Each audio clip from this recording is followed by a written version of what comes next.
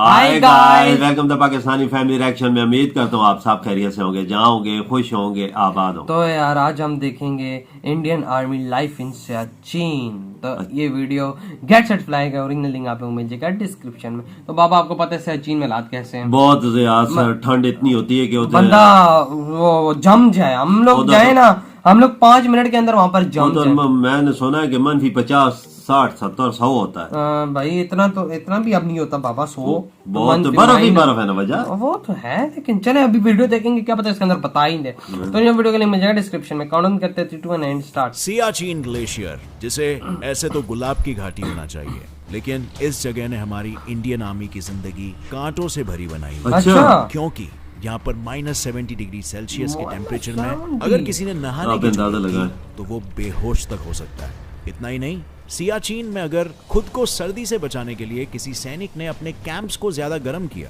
तो ऊंचाई पे ऑक्सीजन की कमी के चलते उनका कैंप भस्म तक हो सकता है। लेकिन इनकी ये मुश्किलें खत्म नहीं होती, क्योंकि बहुत मुश्किल है ऐसी जगहों पर अपने पैर तक नहीं उठा सकते, वहीं इन्हें कदम कदम पर अपने कंधों पर 30 से 35 किलो का वजन लेकर 20 से एक मन वजन भी साथ होता है ताकि ये ग्लेशियर की ऊंचाई पर पहुंच सके। और इन सभी कठिनाइयों खाना माना ये वो चीजें खाने के लिए बहुत मुश्किल काम है। जमा हुआ अंडा, प्याज, अदरक, जिन्हें ये काटते नहीं बल्कि तोड़ते हैं, जम जाते हैं। आज आपको हमारे इंडियन आर्मी की ऐसी ही चैलेंजिंग जिंदगी का आईना दिखाने वाला हूँ। ये इन जमाने का काम है भैया। Titled Indian army life in Siachen glacier. दोस्तों, सियाचिन ग्लेशियर में हमारी सुरक्षा में मौजूद इंडियन आर्मी के बारे में जानने से पहले हम ये जान लेते हैं कि आखिर समुद्र से 24,000 फीट की ऊंचाई पर चारों तरफ बर्फ में घिरी हुई इस जगह पे ऐसा क्या हुआ था जिस वजह से हमारी इंडियन आर्मी को यहाँ दिन रात रहना पड़ता है। दरअसल सच्चाई ये है कि सियाचिन ग्लेशियर पे सबसे पहले पाकिस्तान की नजर पड़ी। अच्छा। वो इस जगह को देखते ही समझ गया था कि सियाचिन से इंडिया की हर हरकत पे नजर रखना आसान हो। अच्छा। लेकिन आजादी के बाद दोनों ही देशों ने शांति और अमल का एग्रीमेंट साइन किया था, और इसी वजह से पाकिस्तान डायरेक्टली सियाचिन में नहीं घुस सकता था। इसीलिए उसने 1970 तक चुप के सिर्फ इस ग्लेशियर पे चढ़ने का ही अभियान चलाया। अच्छा। हालांकि अपनी इस हरकत को वो ज्यादा दिन तक गुप्त नहीं रख पाया, क्योंकि 1981 में इसकी खबर इंडियन आर्मी के कर्नल नरेंद्र बुल कुमार को लगी। अच्छा। इसके बाद फौरन हरकत में आते हुए इंडियन आर्मी ने कर्नल कुमार को यह ऑर्डर दिया कि वो सियाचिन ग्लेशियर के पूरे इलाके का नक्शा बना ले, ताकि उन इलाकों को कब्जा करने में इंडिया को आसानी हो। जैसे ही इंडिया की इस हरकत की खबर पाकिस्तान को लगी, उन्होंने फौरन सियाचिन ग्लेशियर को अपने कब्जे में करने के लिए एक मिशन बनाया। अच्छा। इसके लिए ग्लेशियर्स की चढ़ाई करते वक्त इस्तेमाल होने वाली चीजों का ऑर्डर उन्होंने लंदन की एक कंपनी को दिया, जो पहले से ही इंडिया को ऐसी चीजों का सप्लाई करती थी। अच्छा। और आप तो ये जानते ही हो, इंडिया ने हमेशा सबसे पहले अपना भाईचारा बनाए रखा है। बस इसी भाईचारे की वजह से लंदन की उस कंपनी ने इंडिया को इंफॉर्मेशन दी कि सियाचिन पर पाकिस्तान कब्जा करने जा रहा है। क्या था? पाकिस्तान को नाकामयाब करने के लिए अप्रैल 1984 में इंडियन आर्मी ने ऑपरेशन मेघदूत चलाया। अच्छा। और पाकिस्तान के सियाचिन ग्लेशियर के टॉप पे पहुंचने से एक हफ्ते पहले ही खुद का झंडा वहां पर गाड़ दिया। इसके बाद जब पाकिस्तान सियाचिन की ऊंचाई पर पहुंचा, तब उसने देखा कि इंडिया ने सियाचिन पर तो कब्जा किया है, और साथ ही उसके वेस्ट में स्थित सल्टोरो रिज को भी अपने हिस्से में ही ले लिया है, जहां फिलहाल इंडिया के 100 से भी ज्यादा बेस कैंप्स हैं। अच्छा।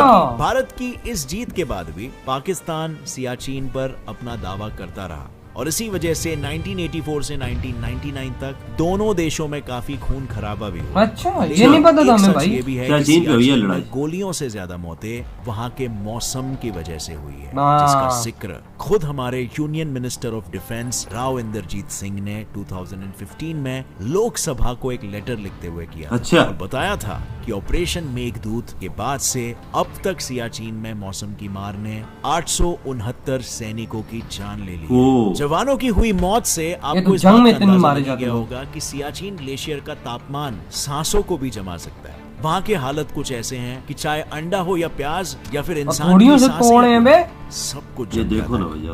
और इसी वजह से हमारे जवानों को ताजा पकाया हुआ खाना बहुत कम नसीब होता है। फिर भी पेट है तो उसको भरना भी तो जरूरी है, वो भी ऐसे खाने से जो शरीर को अंदरूनी गर्माहट दे। इसीलिए इंडियन आर्मी को चॉकलेट, गुड़ और चिकी जैसी चीजें रोजाना दी जाती है। अच्छा। और रहा सवाल खाने का, तो सियाचिन में इंडियन आर्मी को ज्यादातर पैक्ड खाना ही दिया जाता है, अच्छा। जिन्हें बस गर्म पानी में डालकर पकाया जा सके, क्योंकि यही चीजें -70 डिग्री सेल्सियस में आसानी से पका के खाई जा सकती है। ओह, अब अंदाजा फ्रेंड्स, लगाओ आगे बढ़ने से पहले मा- मैं आपको minus interesting 70 अब अगर आप ये सोच रहे हो कि उसके लिए पानी की जरूरत होती होगी, तो हाँ बिल्कुल होती है, और इसीलिए तो बेचारे बर्फ को पिघलाकर उसका ही इस्तेमाल करते पानी हैं, वही फिर पीते चाहे हैं। उन्हें पानी पीना हो या अपने लिए कुछ बनाना हो। अगर साइंटिफिकली देखा जाए ना, तो इंसान जितनी ज्यादा हाइट पे होता है, उसे अपने बॉडी में एनर्जी लेवल बनाए रखने के लिए उतनी ज्यादा कैलोरीज की जरूरत बिल्कुल। अच्छा। लेकिन दुर्भाग्यवश हमारे सोल्जर्स के साथ चाह कर भी ऐसा नहीं हो पाता। उल्टा कई बार बेस कैंप से पकाया हुआ जो खाना आता है ना,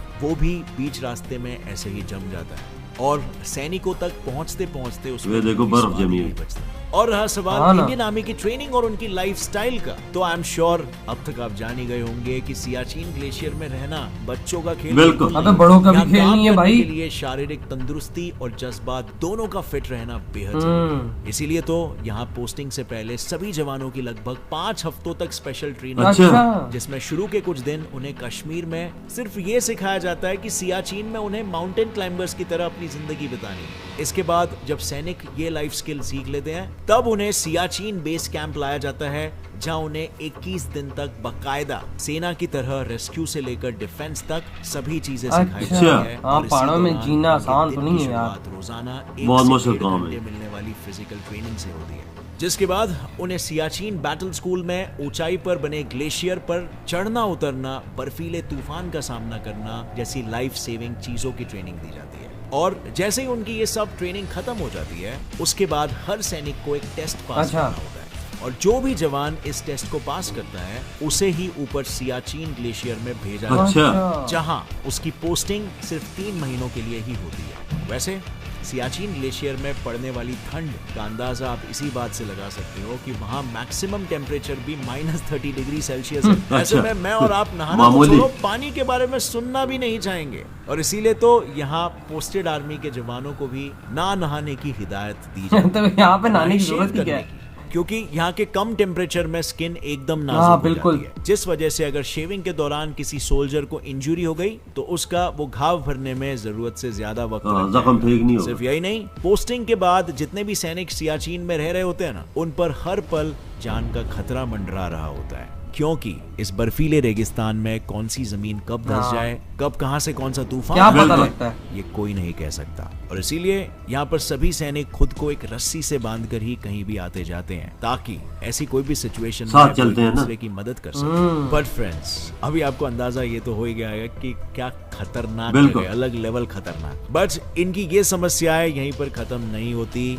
क्योंकि सियाचिन बेस कैंप से ऊपर ग्लेशियर तक इंडियन आर्मी को महीने का राशन सिर्फ कुछ ही सेकंड्स में मिलता है। मतलब सियाचिन के मौसम और वहां चलने वाली 160 किलोमीटर प्रति घंटे की हवा ओह। में किसी भी हेलीकॉप्टर को उड़ा पाना मुश्किल है, और इसीलिए वहां पर खास हेलीकॉप्टर चीता को उड़ाया अच्छा। जाता है, जो महीने में एक ही बार सिर्फ 30 सेकंड के लिए ऊपर बनाए गए हेलीपैड पर रुककर राशन डिलीवर करता है, ताकि उनके किसी भी मूवमेंट की भनक दुश्मन को ना क्या लगे। बात पर है यार। अब अगर आपको लग रहा है कि सियाचिन वो भी ग्लेशियर secret में में रहने वाले रहते हैं। सैनिकों की मुसीबतें सिर्फ यहीं तक है, तो मैं बता दूं ऐसा भी बिल्कुल नहीं है, क्योंकि सियाचिन में इंडियन आर्मी को दुश्मन के साथ साथ मौसम से भी दो हाथ बिल्कुल। रखना पड़ता है, जिसमें कई बार सिचुएशन ऐसी खराब हो जाती है कि नींद में ही ऑक्सीजन की कमी से सैनिक की मौत हो जाती है, और इसीलिए यहाँ रहने वाले हर सैनिक को अपने कदम अंदाजा को लगाओ। बहुत फूंक फूंक कर रखना पड़ता है, सावधानी के साथ लंबी सांसें लेते हुए। क्या पता कब कौन सी लापरवाही उनकी जान ले ले। लेकिन ऐसा नहीं है कि यह समस्या सिर्फ सैनिकों तक ही सीमित है, क्योंकि ये सैनिक अपना घर परिवार छोड़कर हमारी हिफाजत के लिए बर्फ के ऐसे रेगिस्तान में रह सही रहे कहा। हैं, जहाँ उनका मरना भी हमारे लिए किसी श्राप से कम नहीं है।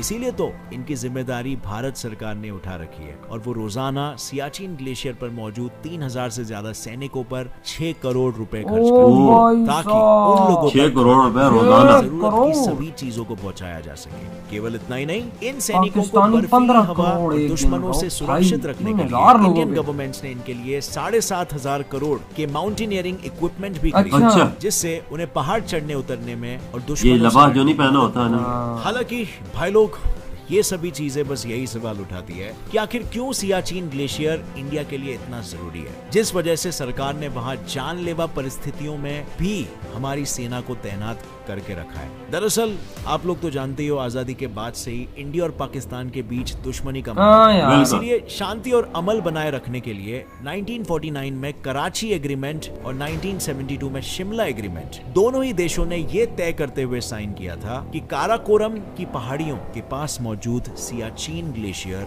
में कोई भी देश घुसपैठ नहीं करेगा। लेकिन फिर कुछ ही सालों में पाकिस्तान की नीयत बदल गई और उसने एग्रीमेंट का उल्लंघन कर सियाचिन को अपने कब्जे में करने की कोशिश की, जिसके बाद इंडिया को ऑपरेशन मेघदूत और फिर इंडिया ने वहां कब्जा कर बिल्कुल। लिया। डिस्कस किया, क्योंकि भारत नहीं चाहता था कि काराकोरम की पहाड़ियों में एलओसी के खत्म होते ही एक तरफ NJ 9842 जो पाकिस्तान के बाल्टिस्तान का एंड पॉइंट है और दूसरी तरफ जो चाइना के अक्साई चीन का पॉइंट है, वो किसी भी हालत में सियाचिन की वजह से एक हो जाए। सही और कहा। ऐसा इसीलिए क्योंकि अगर दोनों में से किसी भी देश ने सियाचिन पर कब्जा कर लिया तो उसके लिए हमारी हर हरकत पर नजर रखना तो आसान हो ही जाएगा। बिल्कुल। साथ ही ये दोनों देश अपने राजनीतिक रिश्तों की वजह से एक साथ इंडिया पर हमला भी कर सही सकते हैं। कहा। और ऐसा सकता होने पे इंडिया के लिए अपने ऊपर से दुश्मनों नजर से रख- एक बिल्कुल, नजर साथ रख सकता लड़ना था ना। थोड़ा मुश्किल हो जाएगा। इसी वजह से इंडियन आर्मी को सियाचिन में खराब हालातों में भी तैनात किया गया है, ताकि वो दोनों ही देशों में जन्मी इस दूरी को ऐसे ही बनाए रखे। और साथ ही सियाचिन ठहरा दुनिया का सबसे बड़ा और ऊंचा बैटलफील्ड, बिल्कुल। जहां से भारत के लिए अपने दोनों पड़ोसी देश की हरकतों पर नजर रखना भी आसान हो जाता है। इन्हीं सब वजहों से हमारी आर्मी को सियाचिन में रूह जमा देने वाली ठंड में भी रहना पड़ता है। किंतु इसमें कोई दो राय नहीं है कि हमारी सरकार सियाचिन में रह रही इंडियन आर्मी के मोदी जी हालात भी को गए हैं संभालने की काफी कोशिशें कर रही है। लेकिन गर्मियों में गए यहाँ थे। जो चीज सबसे ज्यादा जरूरी है ना, वो है हमारे सैनिकों की सही सुरक्षा। कहा। देखा जाए तो इंडिया पाकिस्तान की ये लड़ाई कब खत्म होगी ये कोई नहीं जानता। तो कोई नहीं जानता। लेकिन क्या ऐसे ही हर बार सियाचिन में रह रहे हमारी सेना के लोगों की जान महज ठंड के वजह से जाती रहेगी? क्या गवर्नमेंट कुछ और नहीं कर सकती ये सबको रोकने? यार सब कुछ हो आपका क्या सकता ख्याल है। इस मामले में? कैसे हो सकता है? मुझे नीचे कमेंट्स में जरूर गवर्नमेंट बताना आगे आए अगर तो आपके पास कोई अच्छा मसला हल हो सकता है। साथ ही अगर आप भी इंडियन आर्मी के इस जज्बे लेकिन को आता नहीं सलाम ना करते बाबा। हो तो तो इस इधर ये वीडियो को वीडियो लाइक खत्म। करो और अपने ओहो, तो बस लाइक है ना बाबा, कौन आएगा आगे? वो फिर वही बात है, एग्रीमेंट भी तो पहले हुए हैं ना। एग्रीमेंट हुए हैं तो वो यही होता है ना, ज्यादा से ज्यादा एग्रीमेंट हो जाएगा। एग्रीमेंट हो जाए तो भैया दोनों देश बस आपस में पाकिस्तान मिलके ने ये वो मसला हल कब्जा कर लेंगे। करने की कोशिश की थी, फिर इंडिया ने वहाँ कब्जा कर लिया। और क्या, जब बस उनको आप भनक लगी दोनों है। मिलके ये मसला सॉल्व कर सकते वही हैं ना, इसका हल निकाल सकते तीनों हैं। चारों जंगे हमने शुरू की हैं। वो तो हमारे भी भाई तीन एक- चार 4,000 जवान उधर हैं, इंडिया के भी 3-4 हजार जवान उधर हैं। अच्छा हैं? हाँ ना, अच्छा, होंगे फिर यार। लेकिन ये है कि अगर शांति से रहा जाए तो ऐसी वैसी चीजें ना हो। मनफी 70 में क्योंकि रहना दोनों के लिए खतरनाक है ना। बिल्कुल बाबा, आसान काम तो नहीं। वहाँ पे इंडियन आर्मी बेचारी देखे किस तरह रह रही है, बिल्कुल। अपने देश को बचाने के मैंने ये लिए चीजें बेचारे देखी हैं तो- लेटे लेटे मतलब उनकी डेथ हो जाती है, बिल्कुल। पता ही नहीं लगता। नींद ऑक्सीजन में की कमी हो जाती है। नींद में बिल्कुल। डेथ, पता ही नहीं लगता। बेचारे शहीद हो जाते हैं इस देश के लिए। यहाँ पे पाकिस्तानी भी लगे होंगे तो उनका भी यही हाल होगा, फिर उनके लिए बिल्कुल। भी इतनी मुश्किल होगी। बहुत मुश्किलात है जी उधर जीना। देखें कोई चीजों के लिए खाने पीने की -30 उधर ही -70 जम पे जाते। मैं देखा अंडों को थोड़ों से तोड़े हैं यार ये लोग। मतलब है कि मामूली भी दर्जा आ रहा था तो वो -30 है नॉर्मल नॉर्मल। -30 गर्मियों में पता नहीं अब है कि नहीं, लेकिन होगा सही। लेकिन उसके अंदर भी पानी आपको जमा ही मिलेगा। ना बंदा नहा भी नहीं सकता। अगर कोई शेव कर कोई जख्म आ जाए तो वो वो भी इतने ठीक नहीं होता। ये बड़ी मुश्किलें चीजें हैं यार। ये ऐसा है ना, सियाचिन ग्लेशियर मिल के पाकिस्तान और इंडिया इसका मसला हल निकाल सकते हैं, तभी इन जवानों की जान बच बिल्कुल सकती है। एग्रीमेंट कर लें कि भाई यहाँ पाकिस्तान भी एग्रीमेंट कर ले कि भाई हम नहीं घुसते।